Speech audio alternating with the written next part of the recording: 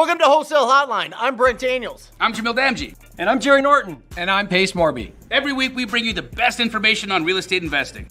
Be sure to participate in the comments. And subscribe.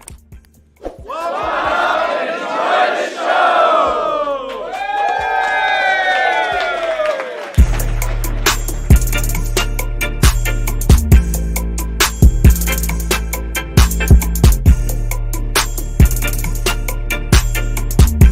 So thank you so much for calling Wholesale Hotline.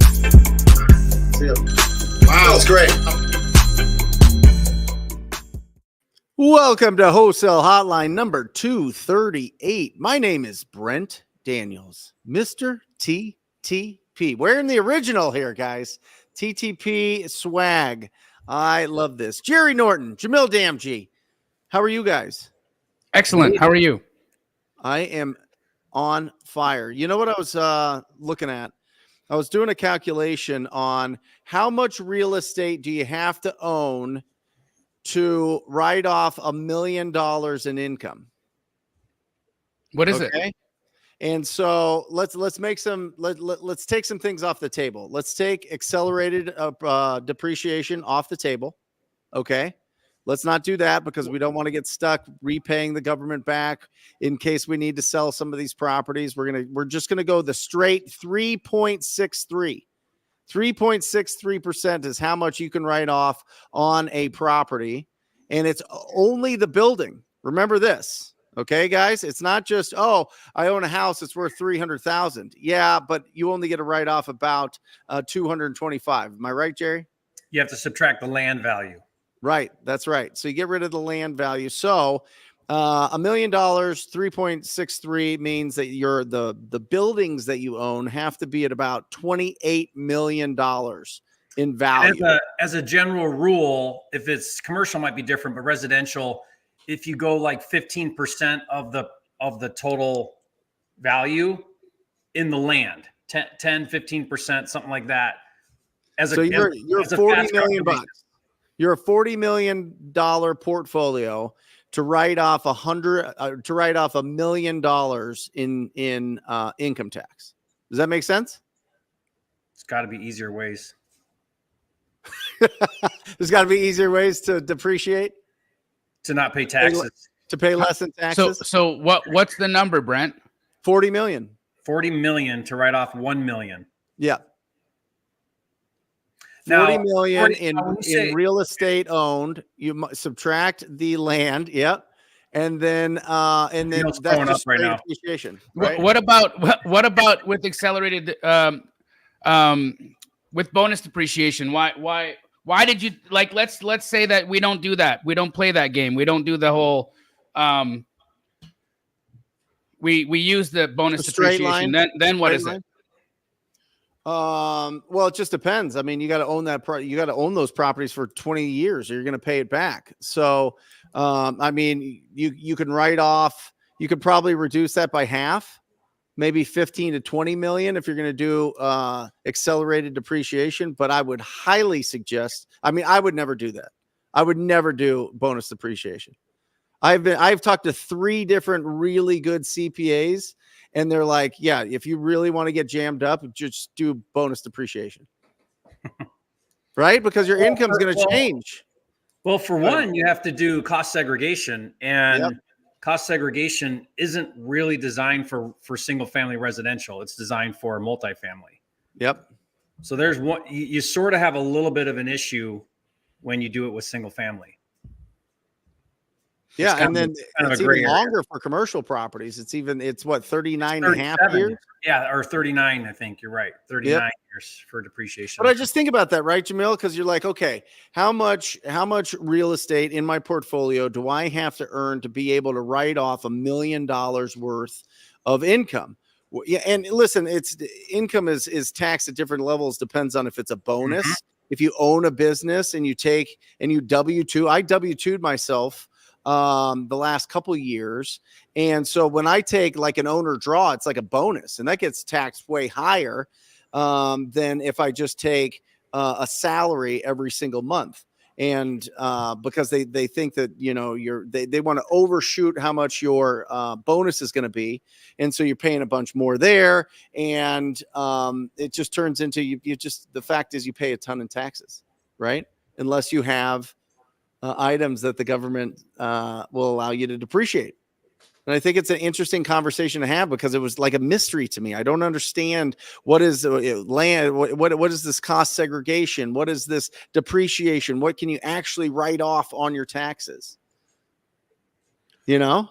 Yeah. I mean, you know, that's one of the things that we've been, I mean, I've been doing, even though it's single family, I do get cost segregation done on my single families, and you know, I have no intention of selling those properties. They cash flow incredibly well, and so the goal for me is to keep them. But okay, let's take single family off the table, right? How long do you got to keep a vehicle if you do bonus depreciation or on your Cybertruck, for instance, Brent? What's the depreciation schedule on that? I have no idea.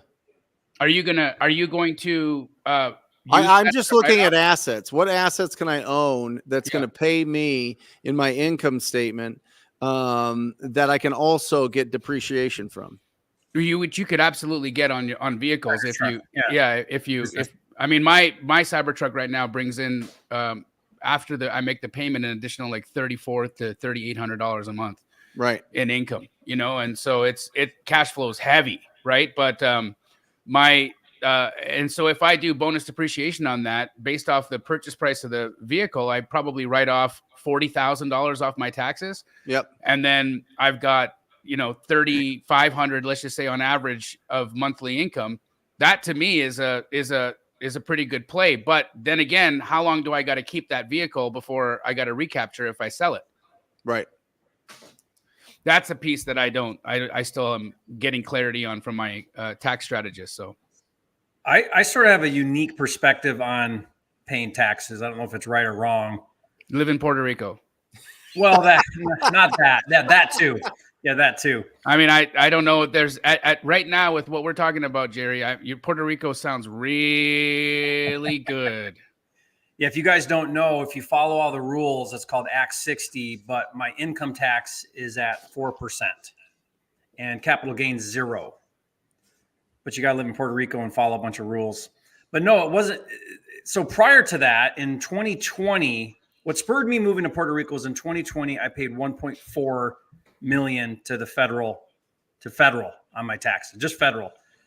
And that was after aggressively writing off whatever I can, right? So, but I was okay with it. And here's why. For years, I paid a lot of taxes, and I did it for 2 reasons. One is I wanted to be bankable. And what I mean by that is one of the problems with writing off everything and showing no income is it's very hard to then get financing. Yep. And I wanted commercial financing because I was building luxury homes, and it worked. So I was able to go in and show the banker this fat tax return and this really high income.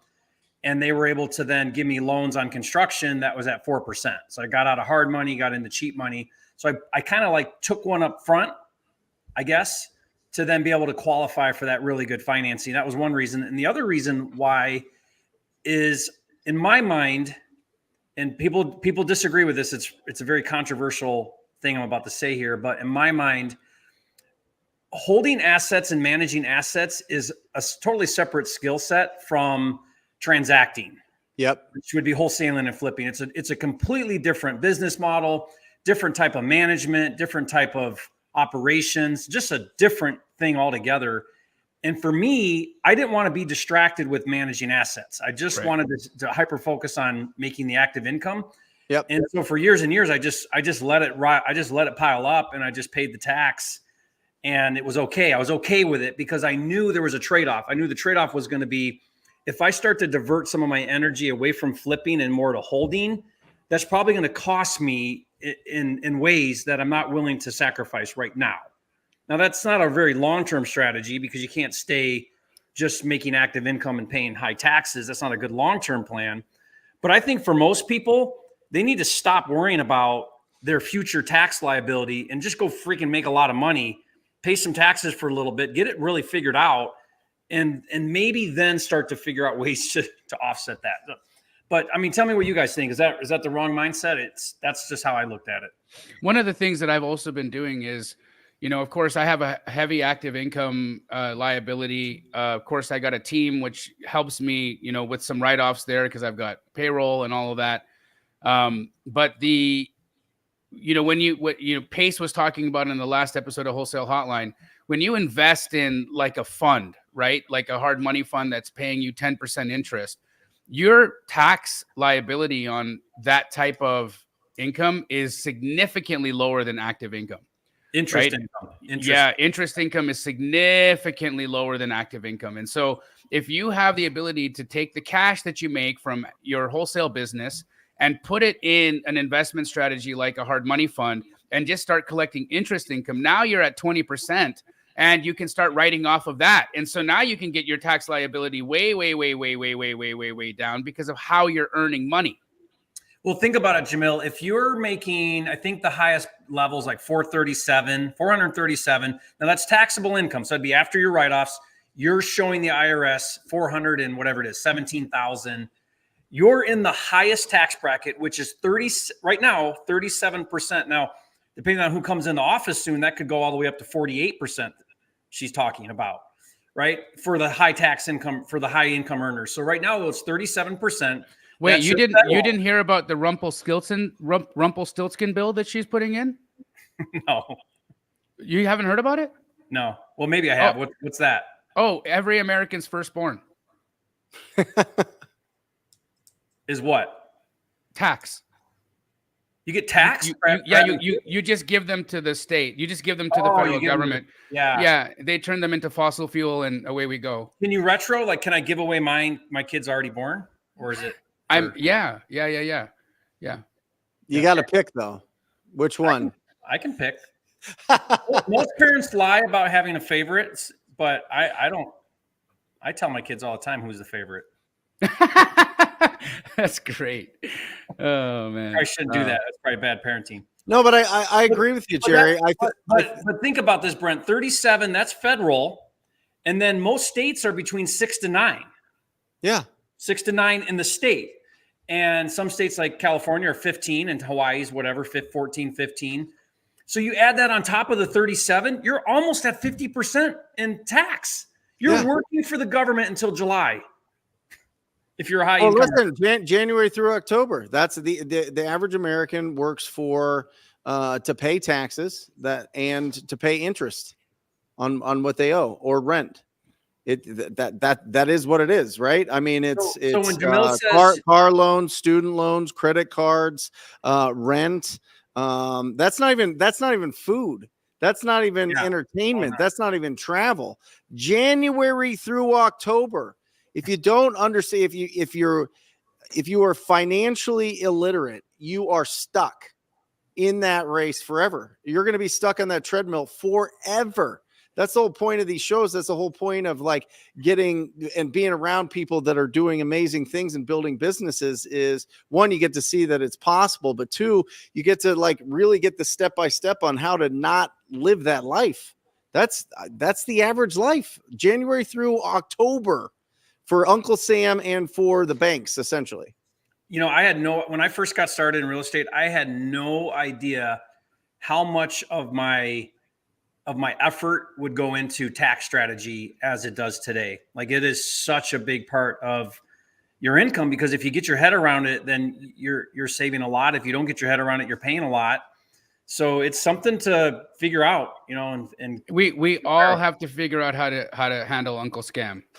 For sure. And you know what? My personal belief is you have a moral obligation to keep as much of that money as you earn in your family and in the economy, right? Because let's face it, if you're keeping that money, what are you guys doing? All business owners are reinvesting back into the business, which means more jobs, more opportunity, more services, more products, better for everyone if you can keep more of that money. Yep.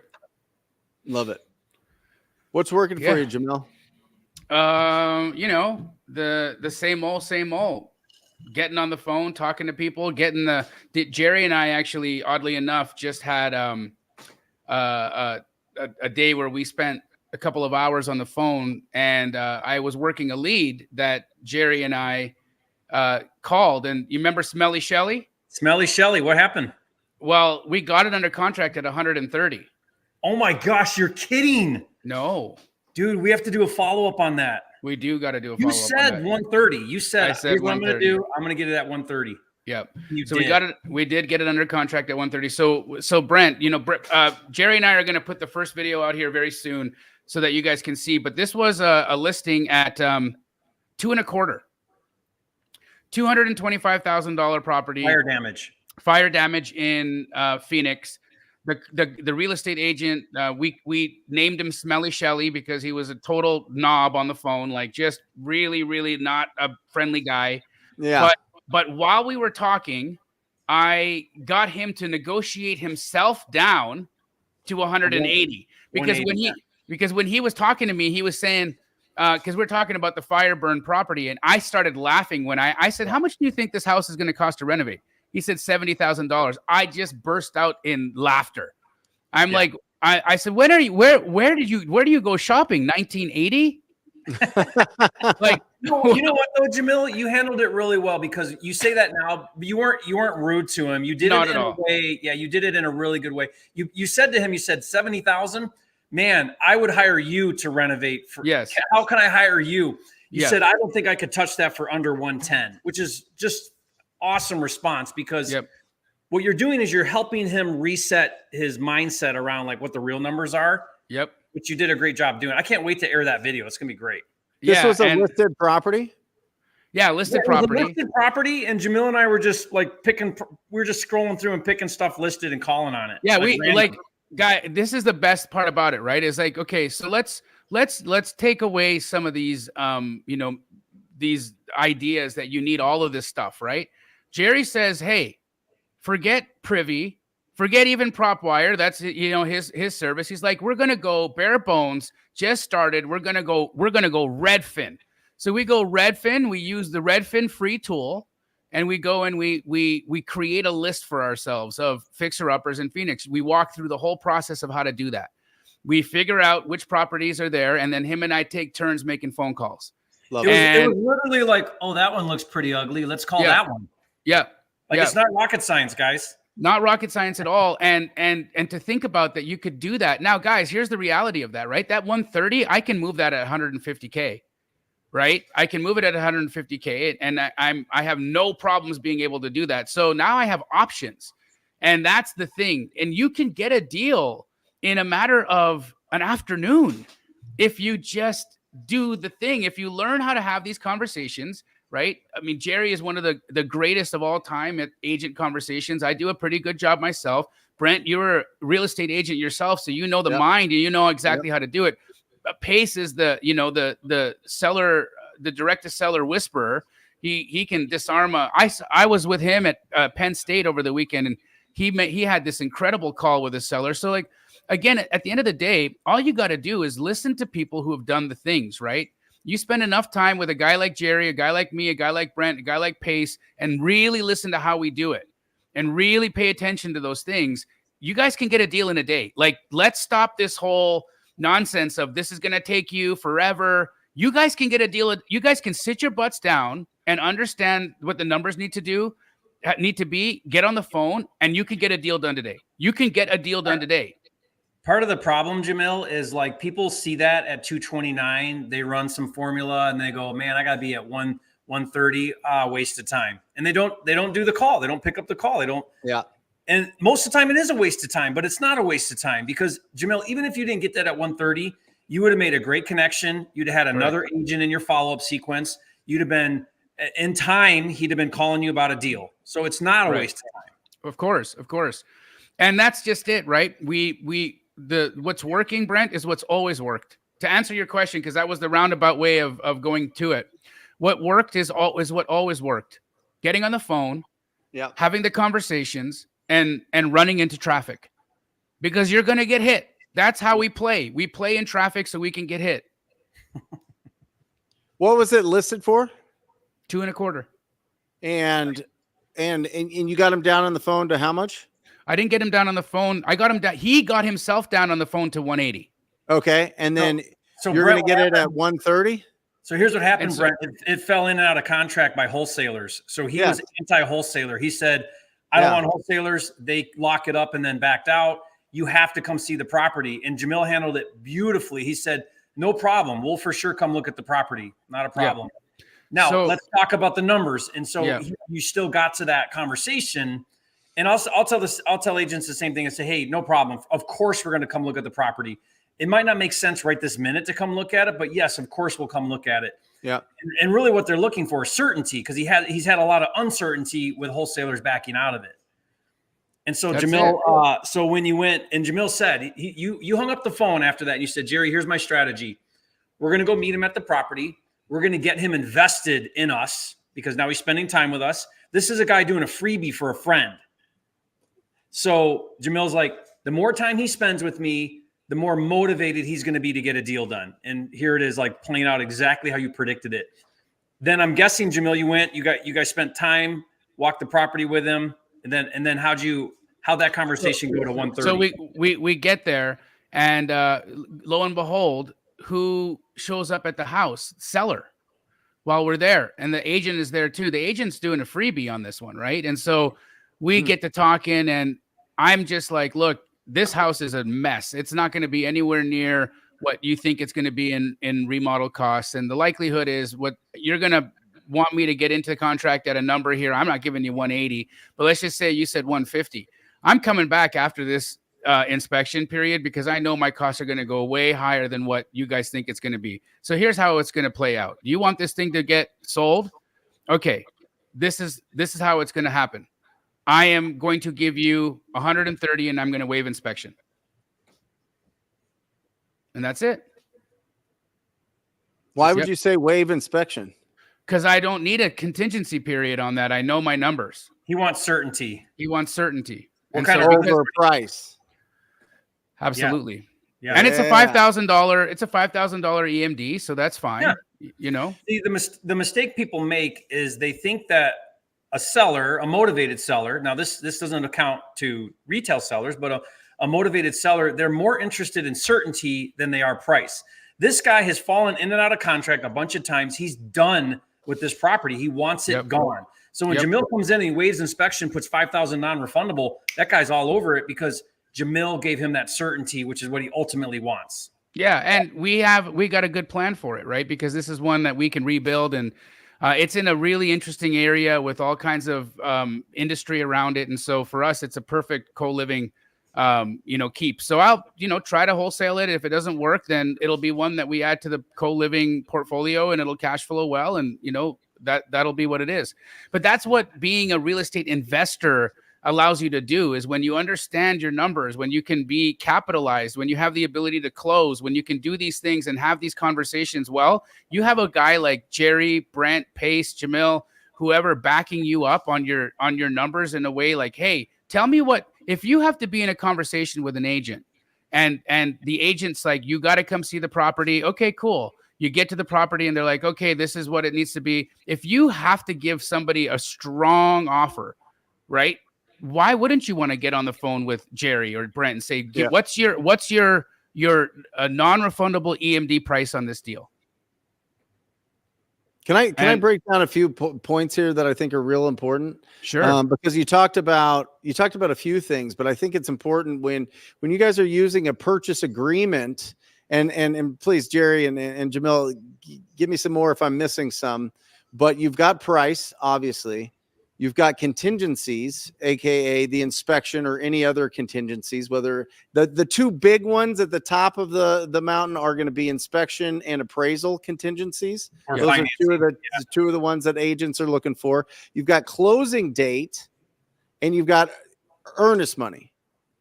Those are the little tools in our toolbox, the little knobs that we can turn that helps us negotiate. Maybe it's not necessarily the price, but it's some of these other things. Is there anything else besides contingencies, earnest money, and a closing date that you guys can think of that you guys use to really sweeten the deal or to, make it a win-win with negotiations? Those are your negotiating terms that you have to play with. Close date, earnest money, inspection period, and cash. I mean, that's sort of an obvious one for all of us, but cash versus financing. Yeah. Those are things. And so a lot of people mess this up where they think that price is their only negotiating tool when it's those other three for the right seller or certain situations like Jamil's, where that plays way more. So think about it this way. If at the same time Jamil made that offer, another offer came in that was 150, but it was a 45-day close, it was a $500 earnest money, and it was a 10-day inspection. Yeah. Guess which one that seller would take? They would take the 130 with no inspection with Certainty. $5,000 earnest money. Yep. They would sell it to Jamil for $20,000, $30,000, $40,000 less. Why? Because his terms give a lot of certainty, and the seller wants certainty. In that instance, correct. Now there's other pieces, and that's why really actively listening to the conversation the agent's having with you, actively listening to any motivation points that you're getting. The reality is that there could be so many different things that you can use as a negotiation tool, right? I've used post-possession agreements as a negotiation tool. I've used leaving items in the house, and I'll handle the disposal of items as a negotiation tool. I've used evicting tenants and getting rid of squatters as a negotiation tool. You know, taking away the things that your average human that is not really a real estate investor, who's not equipped to do evictions, who's not equipped to handle a clean out, who's not equipped to do these specific things. When you can bring to the table the convenience of those pieces, post-possessions, cleanups, evictions, and you can make it really simple for a seller. I mean, that's where a wholesaler's value can really become, unsurmountable. That's where a real estate agent and a wholesaler, we beat the agent, time in and time again. That's if you're going direct to seller. And if you're going direct to agent, we become the agent's best friend because they get to go to that seller and say, look, have I done my homework? I found somebody for you today that is not only going to come in with a cash offer, he's going to come in and he's going to give you a post-possession to give you time to leave. He's also going to let you leave whatever you want behind in the house, and you don't have to worry about, trashing or 1-800 got junking anything in here. He's going to handle that. He's also, how you got that person living in your guest house right now that smokes crack all night and doesn't want to leave? He's going to handle him too. So I mean, imagine that, right? You've got, and of course that was an interesting analogy I just gave, but still these things happen, especially in distressed situations and distressed real estate. And so we do our job. Yeah. And I think it's real important to just clarify here, guys. This is for properties that need significant investment. They're either original condition or they're totally abused, right? They're totally beat up and they're looking for these cash as is. We're not talking about, beautiful houses that we could do something creative with. We're talking about straight up, the typical assignment fee type of transactions. And with that, two more that I will mention. I love that you mentioned that, Jamil. That is huge. We use post-possession almost every time now in this market. We use leave the items in the house all the time, evictions. The other one, there's three more that we've dealt with in the last, maybe quarter. Moving trucks. They need us to hire moving trucks. They don't have any cash up front to be able to do that. Cash up front to be able to pay some electric bills or to get their car out of repo or whatever else. And then animal placement has been one that's come up a few times this year where they've got a bunch of animals. They're like, I'm going to just leave them. And we're like, okay. It was interesting that you say and that you get because them adopted. Yeah. Yeah. I just closed on a house in Maryville. And, we said, leave all the items that you need to leave behind. There was a 45-day post-possession and they left 5 dogs. Yeah. They just got up and left. Yeah. I had a puppy pass away 2 days ago. Rest in peace, Venice. Shout out. I love you. I love you, old girl. But I can't imagine leaving my dog behind somewhere, let alone 5 of them. No chance. Right? Like but then again, we're talking about people who have just, they're at their wits' end on how they're going to handle things. And so that's a really good thing, Brent, because if I had known that they were going to leave the 5 dogs behind, I would have had all month to help place those dogs. Yep. And so now they're in foster. Thank goodness for Hayel. That's Cody Barton's girl. Mm-hmm. she came out of, God knows where she came out of as an angel, and just figured out how to foster all 5 of those dogs. And she's been having them placed day after day. She really just stepped up and got some. She did incredible things. I mean, a tremendous amount of love and respect to her. I might even end up adopting one of those, because my Henry needs a new friend now. So I'm going to reach out to her when I get home and say, let me take a look. Let me come and see the remaining 2 dogs you got, and see if one of them could be placed in my house. But if I had known ahead of time, sorry to go off on a tangent. If I had known ahead of time, I would have started with the placements earlier. I would have been handling that earlier. And it's a really good thing to offer people, Brent. I think that's awesome. Yep. So guys, there's a whole list there. Yes, it comes down to the price when you're negotiating, but I'll tell you that the other thing, real quick, now that I'm just pulling another thread, we out rapport people for deals every month. We out relationship them. I can't tell you how many people were like, I like their offer, but we like you better. They just gave me a weird feeling when they came over, right? And so the way that you dress, the way that you present yourself, the way that you show up early, the way that you go there and you sit down with them and really understand what is your goal with this property, instead of just going through the house and totally beating them up on everything that's wrong with their house and getting out of rapport with them and all those things. We get deal after deal after deal just because they like us better. So, I mean, that really matters as well. Brent, building that relationship really matters. Can you give us some examples of ways that you do that? Because, it's one thing I know you well. You're a very likable guy, but it's not you on the phone, right? Yeah. It's your team on the phone. And so I'm sure you've got some, maybe some standard ways that you guys can disarm, create some connection. What are some of the things that you do and your team does to build that rapport? Well, first of all, I mean, we're showing up, which means we're there 100%. No. Wait, you could show up and not be there. You know what I'm saying? Yeah. You can show up and be thinking about a billion other things going on, but we show up. We're not taking calls while we're on the appointments. We're totally focused on this person. We're nodding our head. We're listening to them. We're giving them signals that the things that they're saying, the things coming out of their mouth, are important to us. Right. And the discovery is huge. 80% of the conversation is them telling us how we can help solve their problem. The other thing is, if you want to instantly get out of rapport with somebody, tell them they're wrong.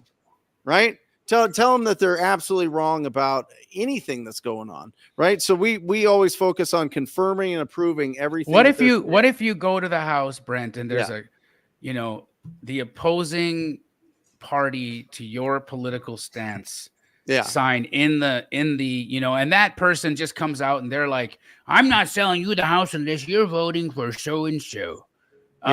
We love that person. Awesome. Yep. What do you do then? They're fantastic. Let's go over here. No, very rarely does that happen. But obviously people have their opinions and you just hear them out and you don't add to it. Right. Yeah. And if they want to pull you down some rabbit hole of you have to agree with me or I'm not selling you my house. I don't know if we've ever experienced that before, to be honest. So, I mean, if they did, I would probably play it off or just, respectfully, I'd have to think about that more before I could give you an answer on that. I'd have fun with it. I'd pull up, I pull up memes from one side and I'd have memes for the other side. I have both right now. Yeah. Right? Like there's funny things about both. Yeah, they're all robots anyway, right? Or what, whatever. Whatever. Yeah. Just have fun with it. You can, the thing is when you're an adult, somebody else's opposing views aren't offensive to you. That's a childish thing to be like, absolutely. I'm going to unfollow you because you don't agree with my political view. What are we? Right. That's what a middle schooler does. Right. People love echo chambers. An adult can be in relation to somebody else that has different views and still be in relation with you, right? Like that's absolutely. We should all be unburdened by what had been. That's right. I was waiting for that one. So I think you use your tone of voice. You show up. You're there to actually help them out and don't smell like commission breath or assignment fee breath. You show up early and you do your best to communicate how we can help them out. And if we're the best option for them, great. If not, we'll suggest another option for them. And I think people understand that we're there just to give them the best path. If it's a cash as is offer, we think we're going to do the best job for them. Brent, how much does going on appointment versus closing on the phone play a factor in your business? Yeah, I mean, it's really we do a good job of building as much of a relationship on the phone as possible through active listening and asking really good questions, but nothing beats face-to-face. Nothing beats using every part of your human communication skills, right? And that's going to be body language. That's going to be your tone of voice. That's going to be looking them in the eye. That's going to be, really showing that you're listening to their, and they have horrible stories. Some of them, it's like the craziest things you've ever heard. Some are really sad. And so just being a real human, having empathy there and connecting with them, and we get deals that way for sure. I'm all for virtual wholesaling because it provides such an amazing lifestyle to be able to do this on the phone from anywhere. I've done that for years and years and years, but I'll tell you what, guys, if you're on the phone with a seller and Brent goes on appointment with that same seller, Brent's walking out of there with a contract. Yeah. Because there's something more special that happens face-to-face, belly-to-belly. You can create a connection that you just can't quite do the same on the phone. It's also harder to say no. It's harder to be oppositional. Listen, right?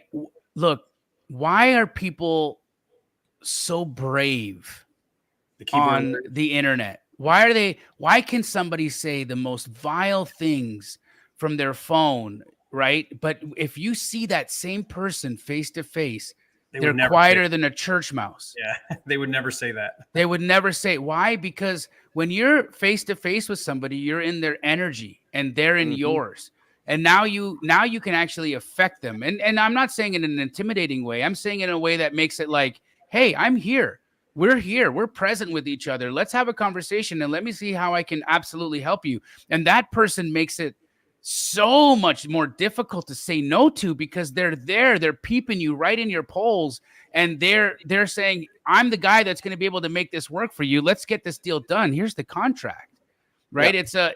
It's way, way, way harder to say, no, I need to talk to my husband, or no, I got to talk to my wife, or no, I need to consult with my attorney. Or it's just way more difficult to kick the can down the road than it is on a text message. How many times have you guys typed a text message out, stopped, and then deleted, and then went the complete opposite direction in what you were writing? Yeah. How many times have you done that, Jerry? All the time. How many times have you done that, Brent? Yeah. Right. Yeah. So when we know that that's how we are as human beings, that we can go one way, and then in the matter of a moment, we can make a split decision and go the opposite direction, delete everything that we were, backspace it all, and then retort with something completely different, the other direction. That tells you that doesn't happen in real life. That doesn't happen belly to belly. That only happens when you give people the leeway of writing a message to you. How does that work with buyers, you think, Jamil? Well, we're dealing with a different demographic and different type of mentality in the buyer pool, right? Because now we're talking about people who are usually very time sensitive. They've got very, very compressed schedules. They've got family obligations. They've got things they need to accomplish. And they're not really interested in wanting to get super into the weeds with you in a conversation. A buyer who's buying a property from you, they want to know a couple of things. Can I trust this person? Can I trust that this person is giving me the best price that I can get? Can I trust that this deal is actually available? Can I trust that there's not going to be any shenanigans in this deal and I'm not going to end up, I remember I did a deal with I'm going to only say his first name and I'll give you his last initial, Josh G in Phoenix. You probably are aware who he is. Yep. And I bought a property from him, and I only say the name so that if he's watching this right now, he can know what kind of a D-bag he is. But this guy sold me a house. Is he still doing it? I have no idea. This guy I haven't heard that name in a long time. Yeah, this guy sells me a house on Utopia, right? And I say to myself, I trust him. I believe him. he says to me that it's a 3-bed, 2-bath, 1,700 square foot house. You know, he makes all these representations. The tax record was actually incorrect. He had visited the property and he knew that it was a 2-bed, 1-bath. And he sold it to me as a 3-bed, 2-bath because of incorrect information on the tax record. And he said to me, hey, you are unable to visit this property until after close of escrow. $70,000 assignment fee, Brent. He ripped a $70,000 fee off of me. And you know, again, it was the trust thing, right? Like so the buyers get ripped off. Buyers do get ripped off. And so buyers need to know they can trust you. Buyers need to know that what you say to them is real. And buyers need to know that you actually care about their business and you're giving them the right numbers. Because if I'm a buyer and you say to me, the ARV on this property is 500 and I go look and the ARV is 425, you've lost all credibility with me. But if you say to me that the ARV is 500 and I go look and I find a comp for 5.25, I'm paying attention to this guy. I'm paying attention to what this guy sends me because I like how he moves or she moves. You know, that's just my thoughts. And vice versa. If they fudge the numbers, you stop opening their texts, you stop opening their emails. You can't trust their numbers, so you're not going to waste your time because they're not being trustworthy with you. Yep. Well, that's why you get blackballed. I have wholesalers that I blackball. I'm like, I'm not even going to look at your junk because I know you're fudging all the numbers. Yep. That's why Spencer Caldwell is in business, is because people are just looking at his list. They make a determination as to whether or not it's a deal or not a deal. And he's not giving them any insight. He's just like, here's a property and an address. I mean, here's an address and a price. He also has a very interesting model because Spencer only charges $1,500 flat fee on all of his deals. You already always know, and everybody knows when they buy a deal from Spencer, it's not his deal. They know that Spencer is the curator and the amalgamator of all the wholesale deals in the entire state, and he puts them all together for buyers to really understand where, like, he gets everything and he puts them all on one Excel spreadsheet. And because the buyers know that they're only paying an additional $1,500 to Spencer for the work that he's doing in compiling all those deals together. They're willing to pay Spence his $1,500 because they're like, this guy did work for me that I don't need to do. And he goes direct to the source. So Spencer's not going to put a property that might be getting daisy chained on his list and then add $1,500. No, Spencer does the work to go make sure he's got direct on all of the deals. And then he charges a $1,500 buyer premium for the buyer to know that he just did all this work. And so to me, I think what Spencer does is incredibly smart. I think what he does is very transparent, and we should all kind of take an example in the dispo world from people like Spencer, because he's got good attitude. He's a good guy. He's super transparent with what he's saying and what he's about. You don't get on the phone with Spencer and he doesn't act like a weirdo to you. He's the nicest person. What do you think of this, Jamil? Josh says, how do we deal with buyers that beat the hell out of us, that the deal is bad, then they take it down and resell it right where we said it would be? Seems one-sided. I think that's negotiations. Yeah, guys, a cash buyer wants a deal. They're going to beat down your deal. I do the same thing. When I'm a cash buyer, I'm going to look at the deal. I'm going to find everything wrong with it. I'm going to try to get it for as low as I can. Why would I not? That's what you did to the seller. Why would the buyer not do that to you? What that means to me when I read that, Brent, is that you haven't talked to enough buyers, because if you sold it to that guy because he beat you down, then what you said to yourself was, well, he's the only player in town. I guess I'll sell it to him, rather than, and I call that being a cash buyer employee. Like, you're working for that guy. If you're bringing the deal to the same guy and he's beating you up, you need to talk to more buyers, because there's a buyer. As long as you have a deal, there's a buyer that will pay for that deal. Correct. Yeah, you need. Yeah, if there's multiple offers, then you're surprised by that. That's normal. Like, that's what cash buyers do. Yeah, that's why you have to have a nice, healthy tension. You have to have the deal out to more than one buyer, especially if they're going to beat you up. You know what I mean? Now, if it's a special situation where, this buyer does a really great job in an area, they're really easy to work with.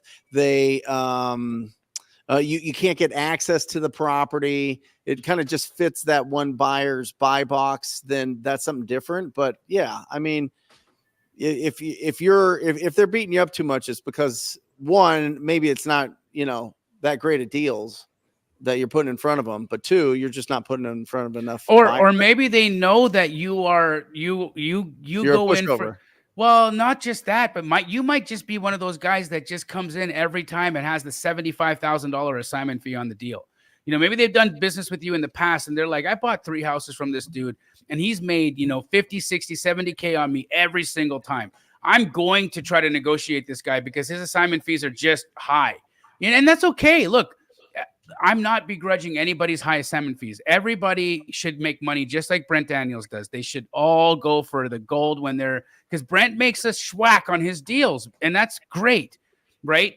But I also know that because Brent makes a schwack on his deals, if I'm a buyer and I want to negotiate with Brent and I see Brent sends out a deal and then he sends it out a second time, I'm gonna call Brent and I'm gonna say, hey, bro, here's where I am, and I'm gonna check to see where he is with his hand. Does Brent want to, does he want to do it or does he not want to do it? Is he ready to sell like that? Or so don't get offended by things like that. Don't feel bad about that. That's negotiation. This is business, right? Let the buyer do their thing. You got to get the feedback, right? So like if 10 buyers are all telling you the same thing, you're on a busy road, I can't pay that much. Well, now you've got feedback, right? You've talked to enough people to get feedback. So that's how you know, right? If one person's beating you up or they're telling you I can't pay that because of this, this, and this, talk to enough people and you'll find out how legit those reasons are. And maybe they're right, maybe they're not. Yeah. And again, never begrudging anybody's assignment fees. Look, if you have an opportunity to make a $70,000 spread on a deal, God bless you. Good job. You did a great thing. Keep it going and try again. I hope you hit a grand slam again. And we don't always get those. And so when you do get a big, healthy, chunky bite to take it, right? But when your buyer also gives you feedback or they play the game with you and they negotiate, be grateful that you're in the conversation. Be like, you're a real estate investor in a conversation. You're playing the game. Yep. Be happy that you get to play the game. And get on it and play the game back, right? Like Nathan Harris says in here, don't be a pocket watcher, but outside of being a pocket watcher, play the game, baby. Like, let's go. Let's see what we've got here. Well, cash buyers know. I think you're right, Jamil. Cash buyers know. Wait a second. I made $40K on the deal that I bought from Jerry, but he made $40K also. I could have made, a little bit more. I want to make 50. I want to make 55 on these deals because, the market's a little bit tighter. I want to make sure that I hedge against any kind of risk. I'm going to assume that Jerry's got a big spread on this as well. Right. Sure. Well, you have to learn how to talk to cash buyers. It's a totally different skill set. Totally different conversation. Yeah. Like I'll challenge, know your stuff. If you know your numbers and you know your stuff, then I challenge cash buyers all the time. If you ever listen to my cash buyer calls, they'll try to beat me up on value. And I'll be like, well, wait a second, hold on. Why are you saying that? I'm looking at this comp. What comp are you looking at? And I'm in their face, just like they're in my face. And it's all great because we're just a bunch of dudes trying to make business, right? Yeah. So I'm not rolling over. At the same time, I'm open for feedback. Like, okay, well, show it to me. And if they show me good feedback, I'll be like, okay, that's a good point. Or why? What do you mean you don't like that comp? Why don't you like that comp? I think that's a good comp. And I'm listening to what they have to say. Can you put Abdul's comment on the screen? Because I just want to address that, right? Abdul, I love you, bro. I don't know you, but when you say some buyers are just greedy, same with wholesalers. Let's not take somebody making a good fee or somebody negotiating and associate that with greed. That's not greed. We got to change that motto because that's not what this is about. It's not greed, brother. It's business, right? We're here to do business. And just because, look, for instance, okay, there was a wholesaler that I used to do business with back in the day, my early days of wholesaling in Phoenix. We all know him. Pace calls him Voldemort, right? And so Voldemort used to buy from me and used to be my dispo wholesaler, and he would never let me make more than $5,000 on a deal. And I would see the settlement statements, and he was making 60, 70, 90, and I'm like, oh, you know what I said to myself? Not F Voldemort. Voldemort's greedy. I said, I'm being lazy. I need to go out and find out who Voldemort is selling to, and I got to figure out how to do this better because he has something I don't have. He has access to the network I don't have. And so I'm so grateful for Voldemort making those assignment fees to push me into action. So Abdul, when you have that, don't let something give you a bad taste in your mouth, brother. A bad taste in your mouth is just something that you make a decision to say, I'm going to hold a grudge. I'm going to let this taste overwhelm my opinion about this person. No. Find out where you have a blind spot. Find out where you have work to do and go do better. Go do better. Don't let bad taste stop you from anything. Keep taking bites. But go do better. Hey, Brent, I saw a comment here. I'm looking for it. It was asking about, do I get the money investor first or the deal first? Anybody see where that went? It was back. Well, just go ahead and answer it. Okay. I'll see if I can find it. I just wanted to make sure I got to the right person. But so here's my take on this, and there's no right or wrong answer. But I feel like when it comes to raising money for deals, if you're funding deals, and it's one thing to have like a high level conversation with, like, let's say a hard money lender or even a private money lender. But at the end of the day, if I call up a private money lender and I say, hey, if I get a good deal, will you fund it? And what are they going to say? They're going to say, well, yeah, call me when you get a deal. Right. So, and you don't have very much urgency when you're pre-calling for funding before you've actually got something that needs funding. I think a whole better use of time would be get that deal, give yourself a 30-day close. Now you've got some urgency. Now you're going to reach out to a lender and you're going to say, hey, I've got a deal. Here's the contract. Here's all my numbers. This is why it's a good deal. Can you fund this deal? And now you're having a high level conversation because you've actually got something to put in front of them. Right. When I see this question, because I get this question often, it's almost like you're saying, before I go make an offer to do a flip or whatever, I need to have the money first. And all you're doing is lying to yourself to not go do the work to get a deal, because you're letting something that you need after you get a deal stop you from getting the deal in the first place. Don't worry about that. I've never not found a buyer or not got the money for a good deal. The money chases the deals. If you go get a good deal, you'll find a buyer or you'll find the money for it if it's a good deal. So I would say, get that good deal, and then you'll have no problem finding the money for it. True story. Let's we've had Juliana in the comments here ask multiple times about the flooding. I would love to get your guys' opinion on, natural disasters and what happens in these kinds of situations and how do we deal with them, and what's the appropriate way to deal with that, and how do you go about getting a discount on a situation like that? On like a flood or a hurricane? Well, or something? Juliana Dumas, she says, what happens to houses in Florida that are flooded? Is it going to be harder to buy those houses for investors? So what are your guys' thoughts on the, Hurricane Helene? Yeah. Obviously, a tremendous amount of love and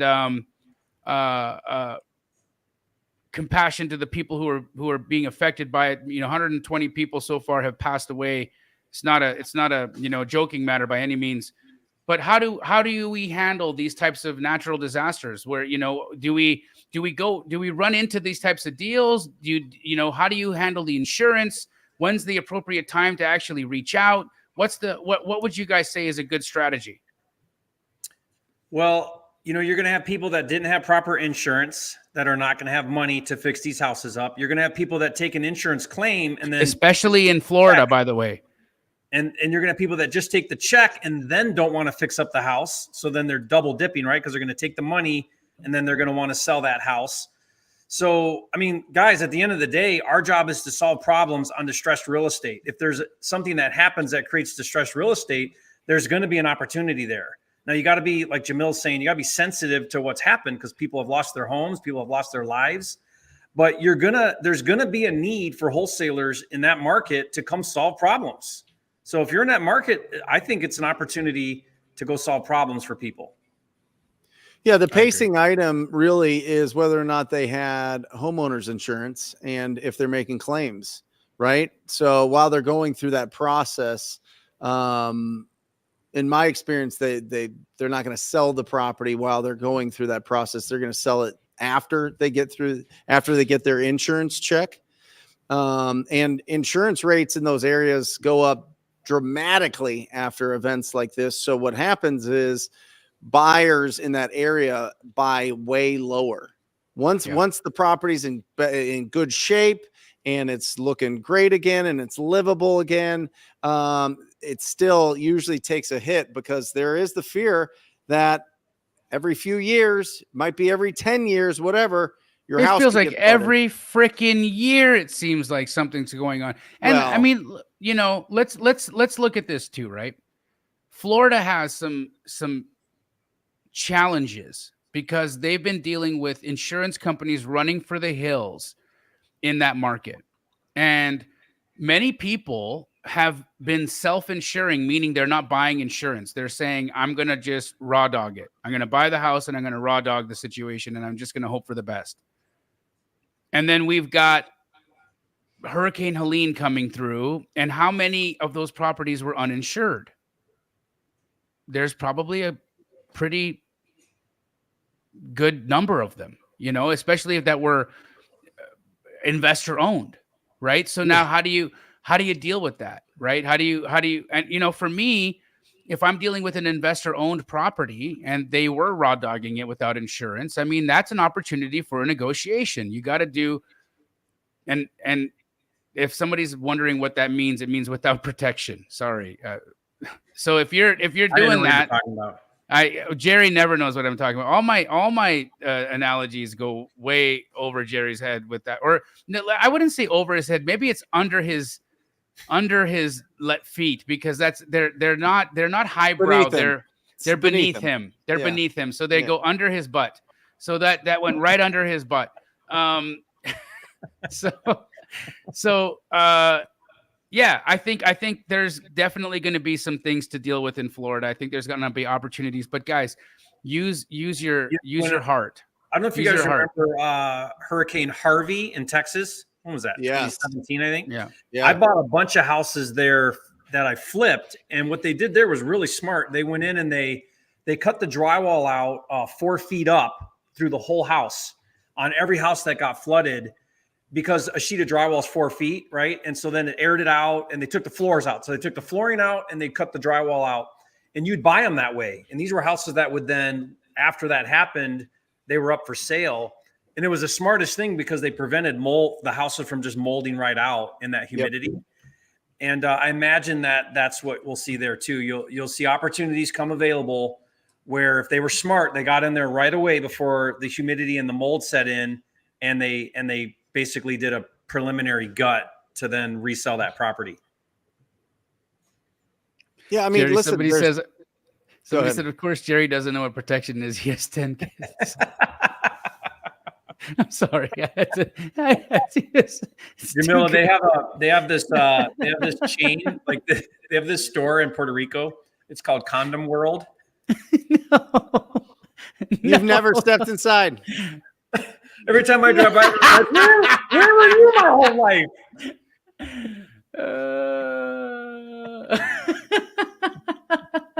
It's awesome. I'm sorry. That's great. Hey, working for you, Jerry. By Nick Farah.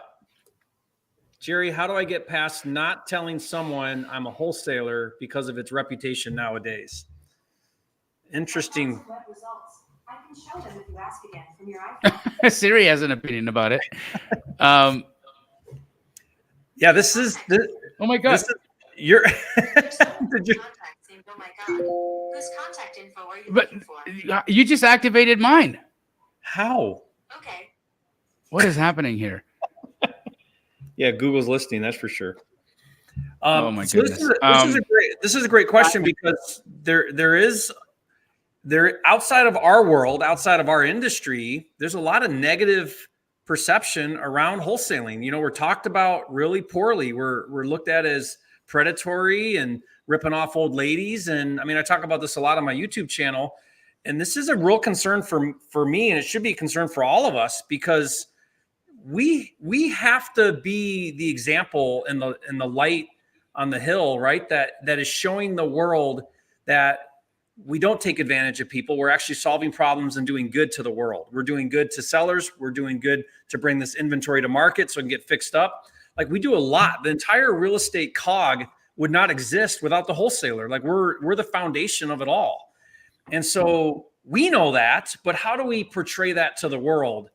And so I think you don't shy away from it. I don't think you'd be ashamed of it. If you're embarrassed about being a wholesaler, you're never going to be good at this. You got to hold your head high and know that you're doing the right thing in the way that you transact and interact with people. And as long as you have high integrity and you are doing that, and you're doing what you say you're going to do, and you're helping people first and foremost, then there's nothing you should be afraid of or worried about.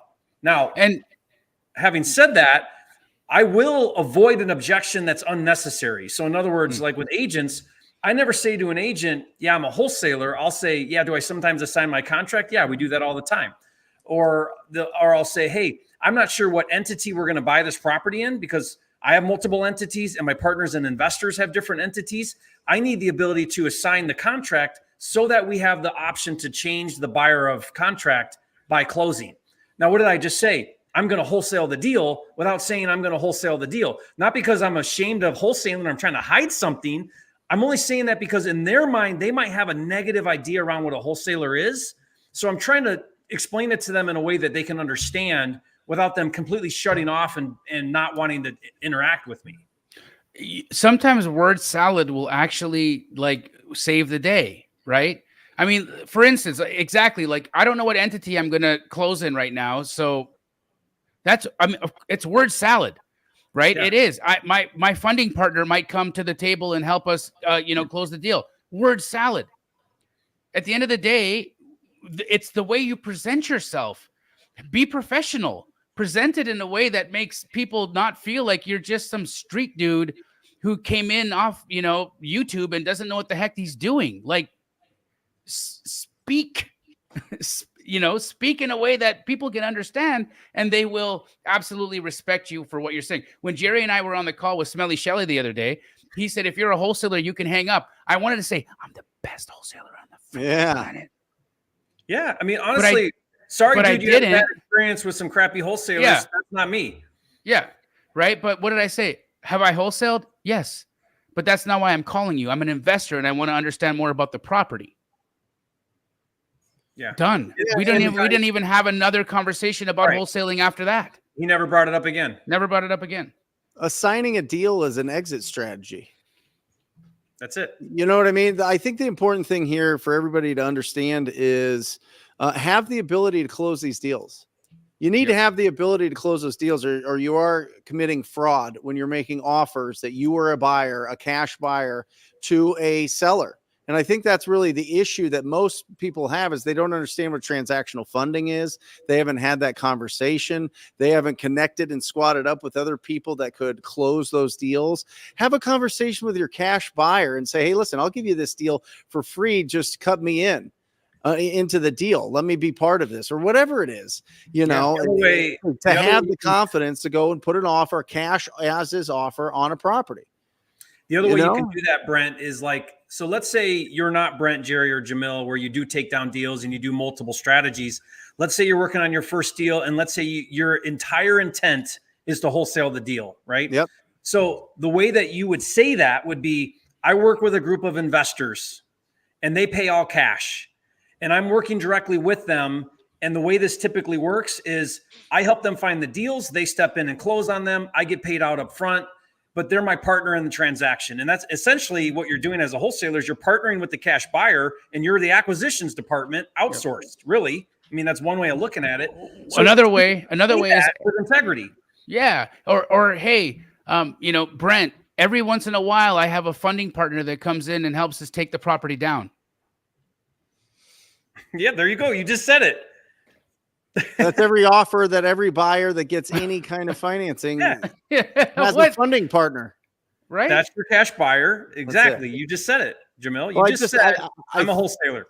Yeah, I think that agents and or people on the sidelines and or cash investors that have a problem with wholesalers are at risk of vertigo from the dizzying heights of their morality. You know what I mean? Like, come on, you don't know the situations. You don't know what's going on here. You don't know what's best for this property owner every single time. Sometimes they want a cash as is offer and they want to leave the 3 cats. They want to leave the 5 dogs. They want us to do the eviction. They want us to. They don't want any showings. They don't want any showings. They want to live in a house that they no longer own with money that they have from the sale of the property for a little bit to be able to buy another property. We have a deal right now, Brent, where there's code violations that are racking up $200 a day to the seller. And we're helping them solve this whole problem and be able to sell this property. You think an agent's going to come in and solve that problem and stop the $200 a day on these code violations? I don't know any agents that would do that. Nope. And here we are doing that, right? Yeah. So this goes back to everything we talked about earlier. So they don't understand that, or they do understand that and they don't want to see that, or they're jealous that we make more money than they do, or whatever the issues are. But guys, we gotta stand up and be that beacon to the world, and we got to show the world that we are out here doing good, and we are solving problems, and we are bringing value to the market. Yep, absolutely. Carson, when is it the right time to take down a property? Super light cosmetics and a good spread, and then right on the MLS. How do I know when it's worth the risk versus taking a 15 to 20K fee? You two are big taker downers, so I'd love to get your guys' opinions on here. So Carson's a stud. I had him on my channel. He did a $40,000 wholesale deal on a Zillow Fizbo. Cool, super cool story. So Carson's awesome. So I'll tell you my formula, Brent. I'd love to hear what you do, but my formula, Carson, is I want to take the adjusted as is value. When I say adjusted, I want to look at like comps. So not ARV. Throw ARV out the window when you do the takedown. You're not thinking about that anymore. You're looking at as is. And when I say adjusted, I want it to sell quickly when I put it back up on the market. So I'm going to find it off market. I'm going to value it on its current value for a quick sale back on the MLS, right? And then I want to buy it at 70% of that adjusted as is value. Now, why 70%? That gives me room for closing fees, commissions, a trash out, and some carrying costs because I'm going to finance it. And then that also gives me room for a profit if I'm buying it at 70% of value. Now, if you do this right, you should make 2 to 4 times more than a traditional wholesale deal is what we're finding on our deals. We make 2 to 4 times more doing a takedown. I love that. Yeah. Net bottom line, you got to make double, Carson, minimum. At least double. Yeah. At least double. And take into account the holding costs. Take into account the holding costs. Take into account the closing costs, both sides typically. Take into account they're probably in this market going to hit you up for inspection items. Mm-hmm.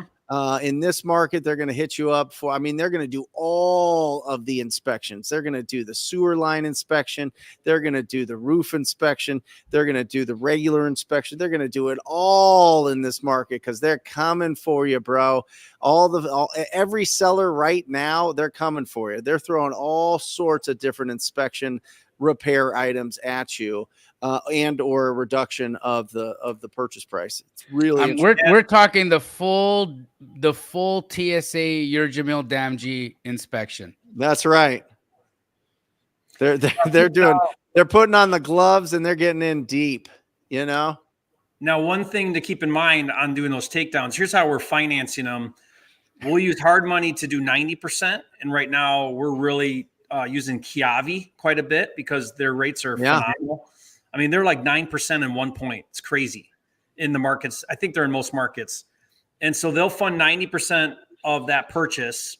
And then we'll borrow private money for the balance. So the other 10%, and we'll roll into the PML, all the upfront fees, closing fees, and everything else. So we're truly into it 100% or zero. We're funding it 100%. Jamil, you want to take this one? Yeah. So, macro question from Nathaniel McCasland. He said, with the Fed pivoting here the other day, should I be buying as many fix and flips as I can get my hands on, knowing that by the time I'm done, the market will be hot again?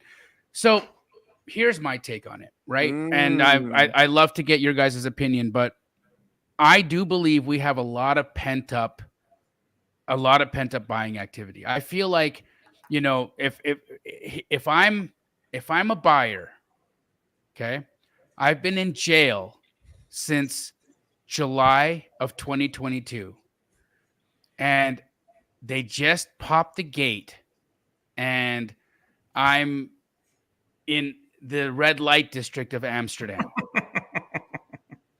Okay, it's time. It's time.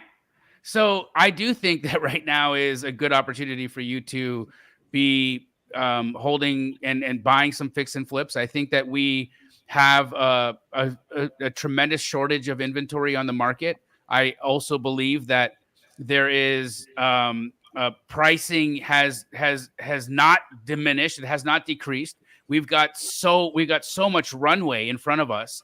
I think that it's actually a really good strategy right now to be fixing and flipping at the moment.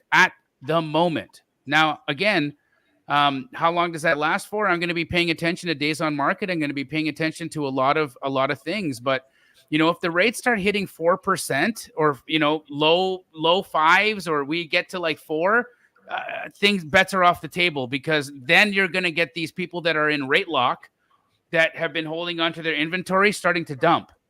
Because there was a lot of accidental landlords when the rates spiked and people were like, I'm never going to sell my 4% house. But if we start getting closer to that point, those people are going to start putting those houses on the market that they didn't actually want to be landlords in. Because there's a lot of homegrown landlords that became landlords as a result of the rate spike. And so I think that there's a ghost inventory sitting there that's rate dependent right now. And so that's my specific like feeling about it. I think for the next 6 months, maybe even 12 months, you know, you're going to smash on fixing and flipping, but I'd love to hear your guys' point of view. And again, I'm sorry for my analogies, guys. I don't know what's wrong with me. I'll go. Yep. So I totally agree with you, Jamel. And I think there's some value in timing things and really taking into consideration, okay, what's the market going to do with this rate and all of that. But I also feel like if you acquire a good deal and you fix it up and you price it right on the back end and it's totally renovated, whether the rate's 5% or 5.5% or 6%, there's probably a buyer for that house. And so I wouldn't overthink it. Like I wouldn't be thinking, hey, this is a great deal. It pencils really well. It's a home run. I'm buying it really deep. I know what I got to do to fix it up. I really understand my values. You're going to move that property. So unless you're doing like massive volume, or, you know, you're really trying to like, you're playing the fringes where you're like, man, I don't know if this is a deal, but I'm going to count on appreciation with the market picking back up for it to be. Don't speculate. Don't speculate. So if you're speculating, I would say what Jamil's telling you about is maybe timing that speculation, and maybe that's in your favor.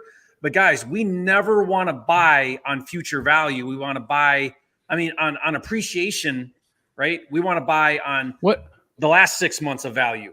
Yep. Jerry, what are the things that you're looking at? For me, I'm looking at days on market, and I'm looking at pendings, and I'm looking at actives for me to understand where the market is trending. What are you guys looking at for where the market is trending?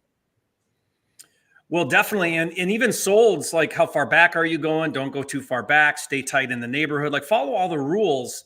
But I put a ton of value on pendings, Jamil, because those are going to be your brand new comps. When your fix and flip comes back up for sale, that will now be the most recent sold comp. My rhyme is pendings tell you where the market is trending. Yeah. Yep. I love that. And That's I'll even call up the agent, and they're not supposed to tell you like what it's under contract at. But I'll ask them, I'll say, hey, so, you know, I'm really valuing the market. I'm trying to decide if I should buy this property. I see you're pending right now. Where that sells is a big deal to me because it's going to help me understand the market. Is this thing under contract, you know, like near list price or like way off of list price, or like, you know, help me understand. And most agents will give me sort of a ballpark which is enough data for me to feel good about that now as a comp. And now I'm putting a lot of weight on that comp because, again, it's going to close in 30 days or whenever, and that's going to be a brand new sold comp for me. So I want to understand that pending. I've been very successful at getting contract price on pendings, Jerry, when I don't promise a future listing, but I dangle the carrot at, hey, I'm flipping a house nearby. I'd love to see what you got for this last one that you're pending on right now so that I know where the market's trending for me. And, you know, maybe we can have a discussion on you helping us getting this one sold. And I don't promise nothing. Maybe we can have a discussion on you helping us get this one sold. Now talk to me. And they are going to go, they're just going to tell you all the things you want to know, bro. Yep. Everything. Yeah. I look at how many are active. How many are active in that neighborhood, in that area? Is it? And I'll tell you what, just as a quick little tip, if you scroll all the way down, and Jamil, I know that you know this, all the way down, it shows you like similar homes for sale and sold, right? And when you scroll all the way down and you're looking at it and all of the similar homes say for sale as opposed to sold, you got to really look at what's going on in that area, because if there's an excess of inventory that's available, you have to be 10% to 15% below for a fast sale on a flip. And if you're not trying to get a fast sale on your flip, you're going to be out of business quickly. I remember, Jamil, the other day when we were doing our calls on Smelly Shelley's deal, when we comped it, there was like there was like a really good sold comp that was a flip nearby. 420. And there were actives at 380. So we made, right? Sorry, I didn't mean to, but yeah. I was just going to say, we looked at the solds, we looked at the actives. Now, I think, correct me if I'm wrong, but I think there were only a couple actives. So what would have happened is, what do you guys think would happen if Jamil and I look at the actives and there's 27 actives all at 400,000? We'd be freaking out like, okay, we don't want to be number 21 that's going to just sit here with all the other ones. Yep. So that's where actives plays a factor. It's letting you know your competition. Solds is the actual data, because actives don't mean anything till they sell, but it does tell you the competition, and you are looking at days on market. And then, like Jamil said, pending shows you where it's trending. But guys, these are skills that you have to learn. You cannot skip the process of learning how to value properties. Yeah, who are you thumbing, Brent? What's going on? We got a live studio audience here. So listen, you make money when you buy, guys. You know, with these flips, you make money when you buy. And the fact is, you want to be the best looking house at and around the best price, if not under the highest active in that area. I don't care if it's fixed up or not. People are putting their homes on the market at ridiculous prices. You could list your home for whatever you want. Doesn't mean a ready, willing, and able buyer is going to give it to you. Well, and can I remember back during COVID when I mean, you could be a complete moron and you made money then because you bought it, and then 6 months later it's worth 50 grand more. And so everyone was overpaying. And then when the market shifted, a lot of people got caught with their pants down and stuff they couldn't sell anymore. Yeah. I had a couple. I mean, I think it kind of happened to everybody a little bit, but some people got hit really bad. I lost $500,000 on my flips at that time. Yeah. I mean, that was a hard time because we were banking on that appreciation. So you want to avoid that. Like if you're looking at a flip right now and you're trying to decide, well, I want to make a decision on my buy price based on what I think interest rates are going to do. That's a little scary, guys. I would not think about it quite that way. I'd say, hey, if this pans out or doesn't pan out, I don't know, but I'm looking at really good data and I'm going to make my decision off of good data, not some kind of speculative thing. Guys, I just want to point out, this has been one of the most informative episodes of Wholesale Hotline we've had.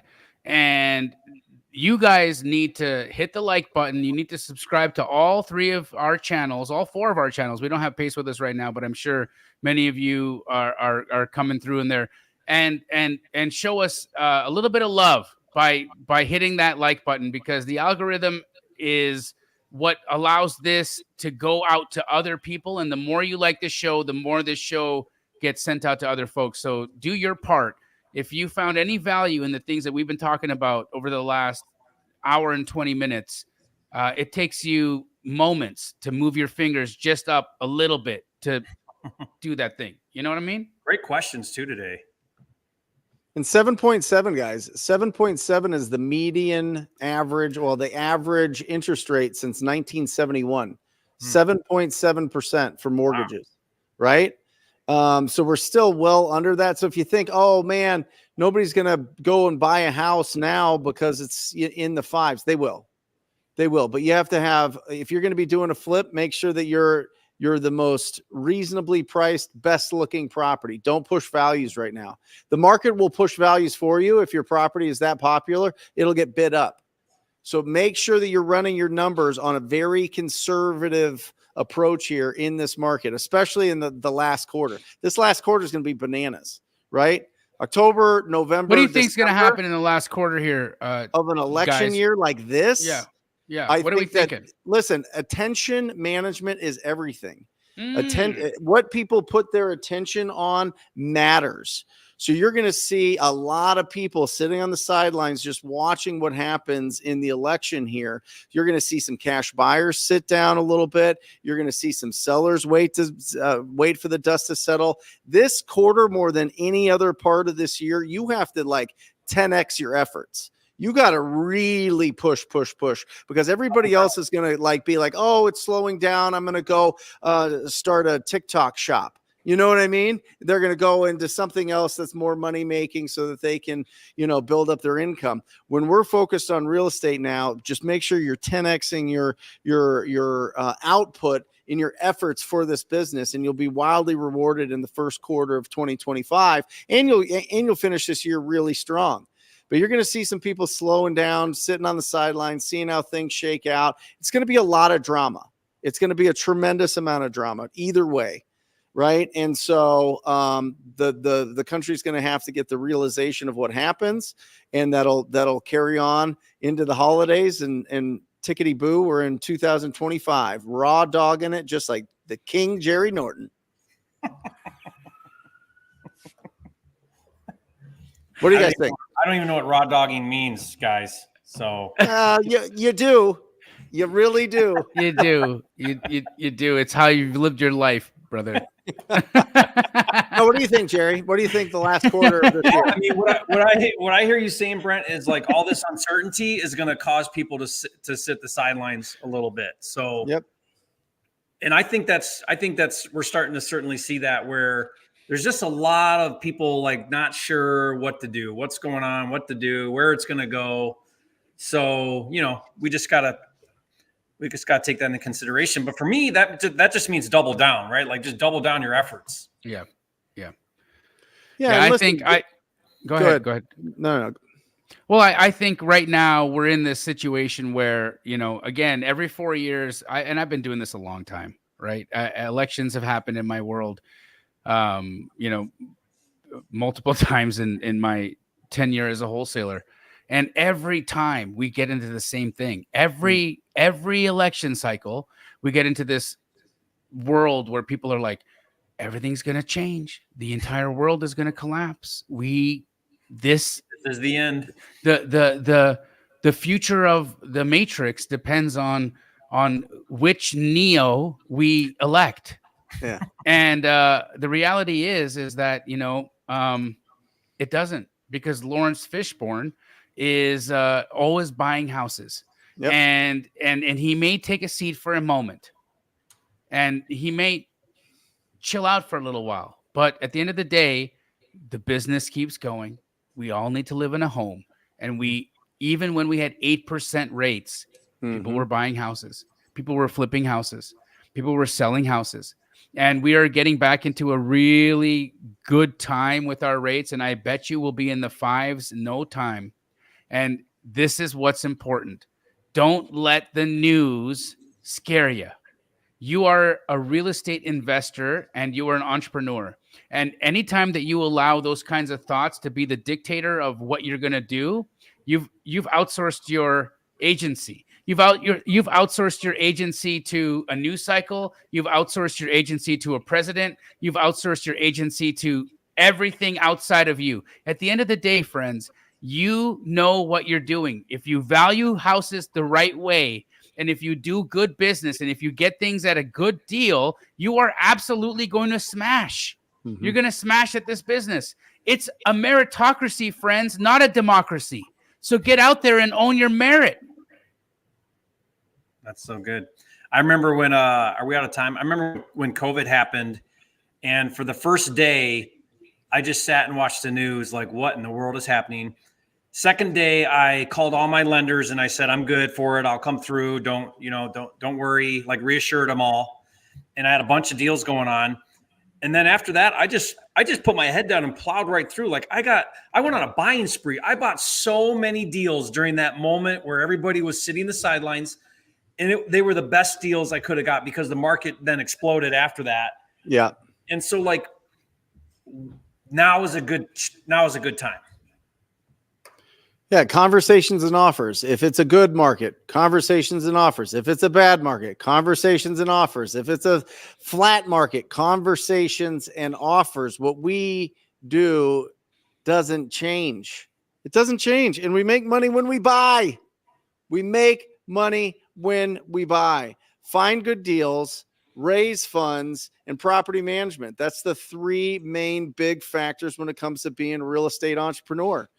And start with step number one, find great deals. When you find great deals, you're going to be introduced to the top performers in your marketplace where you want to focus. And when you have that introduction, you're going to be like them. You're going to be around them. You're going to, like Jamil was saying, you're going to be in that energy. You know what I mean? They're going to be able to be around you and influence the decisions that you make and make you from, paying a lot of the stupid tax. So, but nothing happens if you're just staying in education. Nothing happens if you're sitting in college, and this YouTube is your YouTube university. Nothing happens. It's you're just gaining information, but you're not implementing the information. Yeah, Brent, the deal of a lifetime comes around how often? Once a week. Yes, sir. If you're in the game. Once a week.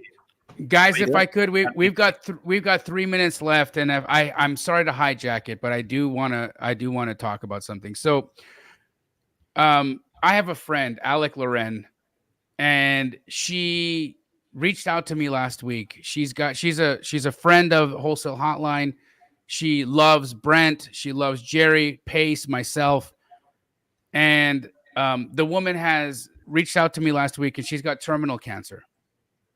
And she asked to be able to have the community come together and help her attend a Joe Dispenza retreat so that she could find a way to potentially get some peace, some solace, and maybe even a healing from it, And so I've been spending the last week fundraising for her.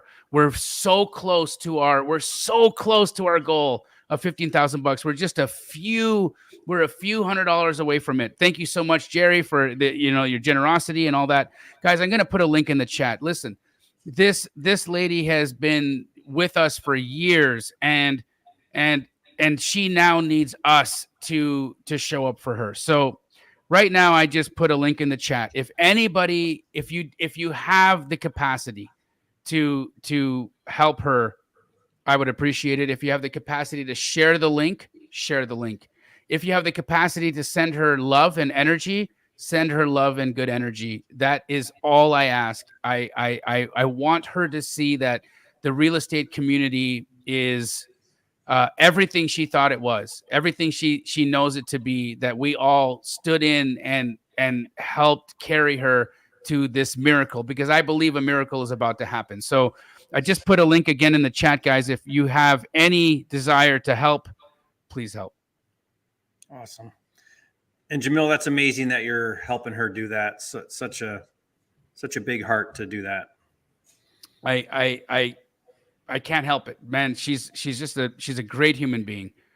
She's a great human being, and she needs us today. She needs us today.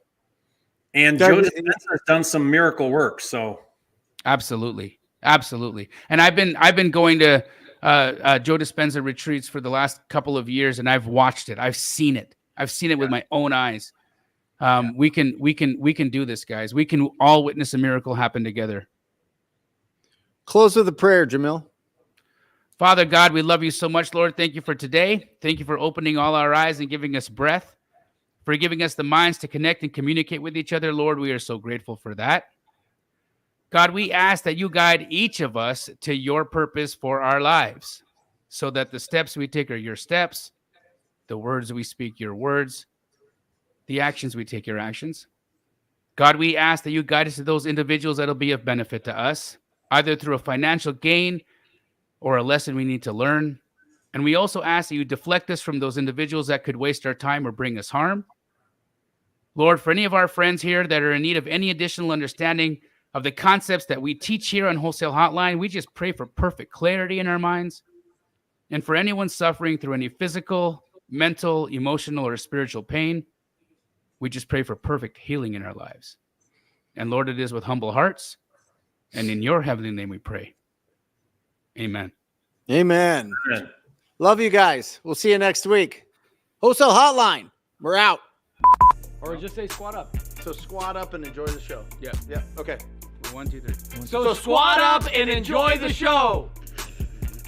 What are you doing? I didn't say nothing. Why? I don't know. Okay. So squat up and enjoy the show. Cool. I think we should use the one where Jamil doesn't say anything.